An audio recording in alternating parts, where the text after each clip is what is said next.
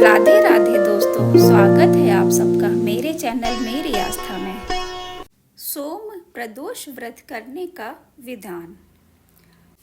सोमवार के व्रत में मध्याह्न उपरांत एक समय भोजन करने का नियम है।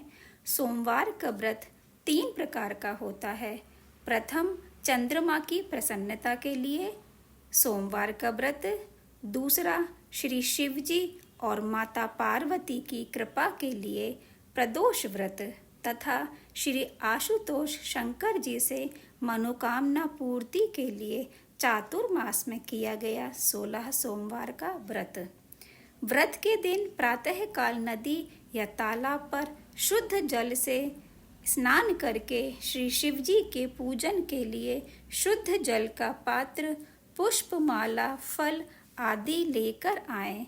शुद्ध धुले हुए वस्त्र पहने। पहले दिन के उतारे गए वासी निर्माल्य वस्त्र ना पहने।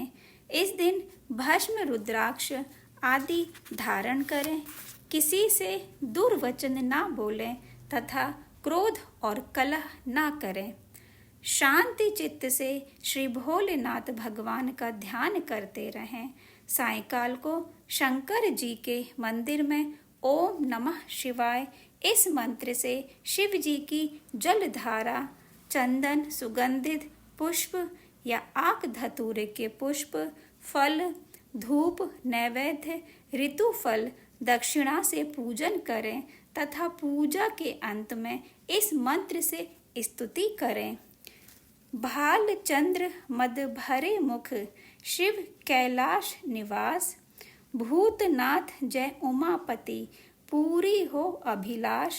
शिव समान दाता नहीं, विपत्ति विदारन हार, लज्जा मेरी राखियो, सुख संपत्ति दातार। फिर आरती और साष्टांग दंडवत करें। दिन के अंत का और रात्रि के आरंभ का संधि काल प्रदोष काल कहा जाता है। इस समय भगवान रुद्र माता पार्वती के सामने कैलाश पर विराजते हैं तथा कोटि कोटि भूत प्रेत पिशाच, देवों और दैत्यों के समूह उनके सामने नृत्य करते हैं।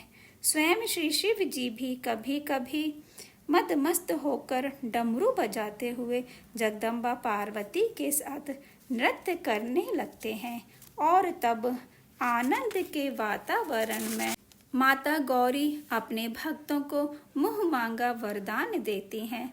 उस समय उनके लिए कोई भी वस्तु देना कठिन नहीं होता, अतः व्रतकर्ता का भी मनोरथ तुरंत पूर्ण होता है। सावन, भादो, अश्विनी, कार्तिक के 16 सोमवार या किसी भी महीने कोई से भी किए गए 16 सोमवार भी शंकर जी को प्यारे हैं और वे इन दिनों घूमने निकलते हैं और सबका संकट दूर करते हैं, अतः सच्ची लगन का फल वे तुरंत देते हैं। सोम प्रदोष व्रत की कथा।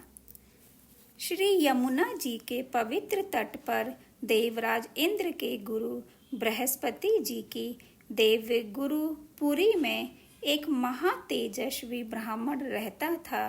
ब्राह्मण के घर में कामधेनु कुल की 1000 गायें थीं तथा देवताओं के प्रसाद से उस वशिष्ठ गोत्री माथुर ब्राह्मण का घर कुबेर के भंडार की तरह भरा हुआ था। देवयोग एक दिन महर्षि दुर्वासा उसके द्वार पर आए और अग्निहोत्र में मंत्रों की ध्वनि के बीच उसने उनकी टेर नहीं सुनी। तभी क्रोधित हो दुर्वासा ऋषि ने उसे पदभ्रष्ट होने का शाप दे दिया।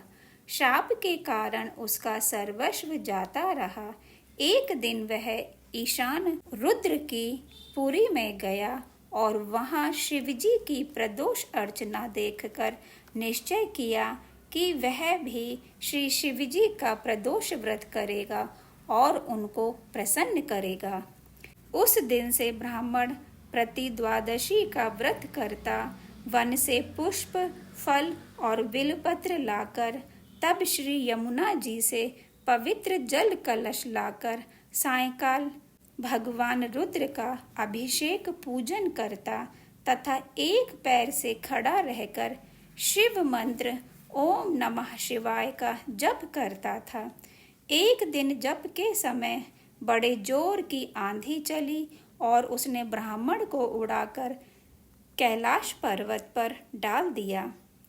वहां उसने देखा माता उमा अपनी सहेलियों के साथ रत्न सिंहासन पर विराजमान है और अनगिनती देव, दानव व गंधर्व किन्नरों के बीच भगवान शिव भी उनके सामने डमरू बजाकर नृत्य कर रहे हैं। सारा पर्वत, वन, आकाश डमरू की मेघ ध्वनि से गूंज उठा और वृक्ष जड़ चेतन आनंद में झूमने लगे।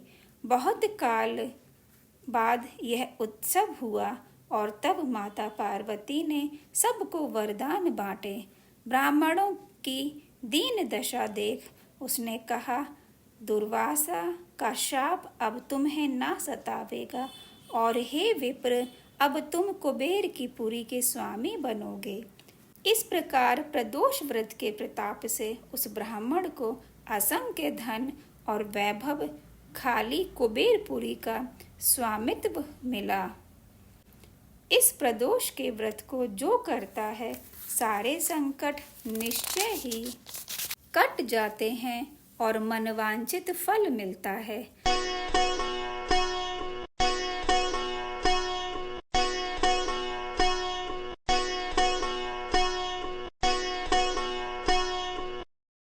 हर हर महादेव।